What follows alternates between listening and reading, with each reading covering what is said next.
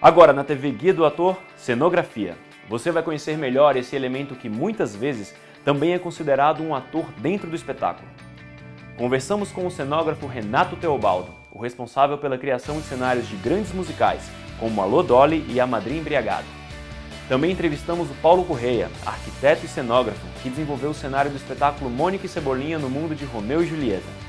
Eles falaram sobre o processo de criação de cenários, os desafios da profissão e deram dicas para quem quiser entender melhor mais uma peça fundamental do ofício de ator.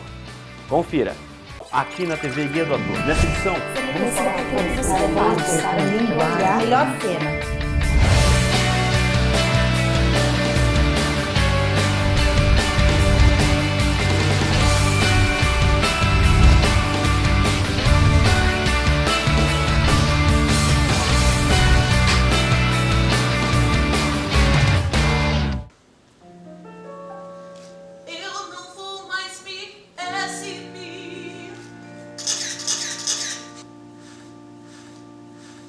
Já não quero mais cantar. Na verdade quero sorrir. Eu cansei de me expor. Eu não quero mais me despir. A gostosa já se cansou. A boneca se rebelou. Eu cansei de me expor. Na verdade, cada hora rola uma história, né? Assim, cada peça, cada espetáculo tem o seu formato, tem a sua, principalmente tem a sua solução, né?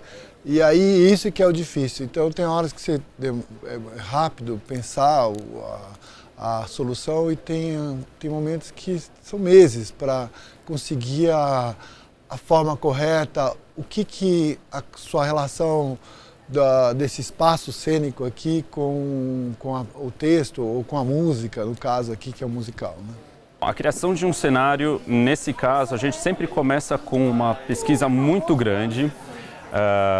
Nesse caso, a gente fez uma pesquisa intensa da arquitetura, né, renascentista de Verona, da Itália, inclusive da verdadeira Julieta, que a gente tem em Verona, a casa da própria Julieta, né, o Palácio da Julieta.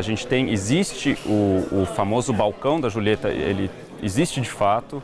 O nosso balcão da nossa Julieta, da Mônica Capuleto, ele é bem parecido com o real. A gente aproveitou alguns traços, algumas linhas e depois a gente realmente toma o cuidado para não deixar muito real, muito sóbrio esse cenário. A gente tem que buscar todo o tracejado que a gente já está acostumado, todo o traço, todas as linhas que a gente está acostumado e as cores também do próprio Maurício. Então aí a gente faz um mix dessas duas linguagens para deixar o cenário mais leve, mais divertido, mais colorido. Na Madrinha aqui, o Miguel puxou para um espaço que é em São Paulo, década de 20, tem algumas formas e que dão um certo norte para desenvolver. Mas, na verdade, assim, tem o texto, no caso, que tem uma série de marcações que você precisa dar, nesse caso aqui, você precisa dar esse jogo teatral que ocorre aqui pro diretor, enfim, para os atores e cantores, o cenário funciona, ele não é só uma decoração, né? E o que é mais legal, na verdade, é isso, como que o cenário participa da ação como forma e conteúdo também. Eu acho que realmente o nosso maior desafio é conseguir, né, porque tudo que está no palco, que não é ator e figurino, etc., luz, é um trabalho do cenógrafo, né, que a gente fala que é montar a caixa cênica. Então, o maior desafio realmente é a gente entender um pouco do trabalho de todo profissional envolvido, né, desde o figurinista, desde a coreografia. A gente tem que saber um pouco do que está acontecendo na direção cênica, qual que é a linguagem da coreografia, qual que é a linguagem que vai ser impressa nos figurinos e qual que é a linguagem geral, né? Qual que é a concepção geral do próprio diretor, o que ele quer transmitir pro público e a gente tem que espacializar todo esse sentimento que eles querem que passe. Então, através de alguns elementos que entram, elementos que saem, sobem, descem. Então, o nosso não é um cenário estático. Para chamar bastante atenção, então a gente tem cenários em níveis diferentes, cenários que correm, cenários que entram, cenários que aparecem, gente que some, gente que aparece. Então, é bem interessante.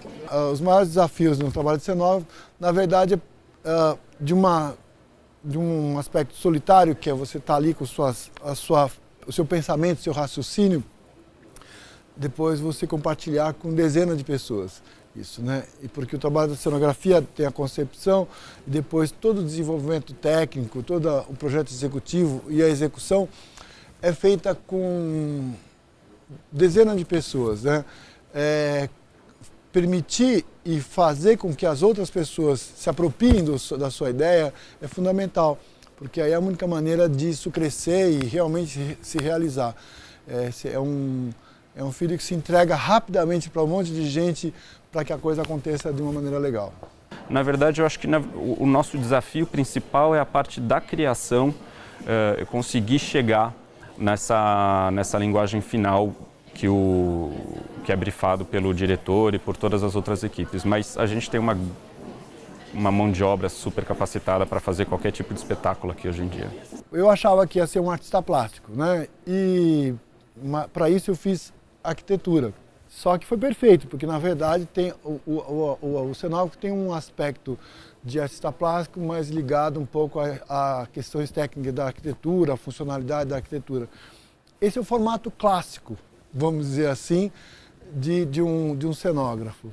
Mas, por exemplo, se o carnavalesco Joãozinho 30, que ele não desenhava, ele não fazia nada, ele tinha um talento de criação que criava uma entourage em torno dele de desenhistas e tudo, e era realmente um excelente cenógrafo, um excelente criador. Então é engraçado porque eu tenho um pouco de dificuldade de afirmar, é preciso desenhar, é preciso entender, de ler plantas, é importante conhecer a história da arte e tal. Eu acho importante isso, mas tem gente genial que não é assim e, no entanto, foram ótimos cenógrafos, são ótimos cenógrafos. Então, para mim, a arquitetura ela ajuda bastante na fase de execução do cenário, né? Do projeto executivo, do detalhamento. Então a gente já pensa no funcional, como é que isso vai funcionar, como é que não vai funcionar. E toda a parte de criação, porque num cenário eu brinco que a gente pode viajar bastante, a gente pode criar coisas inacreditáveis, coisas super bacanas.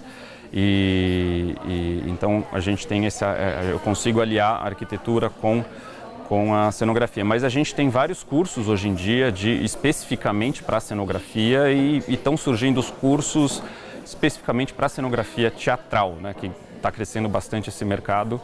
Eu acho que na verdade você tem que fazer um bom curso de desenho, mas basicamente você tem que ter uma boa criação, uma boa equipe de criação atrás de qualquer cenário. Eu acho que a pessoa que gosta, que quer fazer cenografia, ela talvez a característica mais importante seja a capacidade de trabalhar em equipe. Esse aí não tem jeito. Isso aí, se não tiver isso, é melhor ter uma outra área, porque você tem que compartilhar, você tem que estar conseguindo se relacionar com pessoas e isso é demais, isso é muito bom. E no portal Guia do Ator você encontra as melhores dicas de cursos de cenografia espalhados pelo país. Basta acessar o guiadoator.com.br e ficar ligado em todas as novidades. Se você quer conhecer melhor as diferentes facetas da nossa profissão, acesse o nosso canal aqui no YouTube e inscreva-se. Até mais!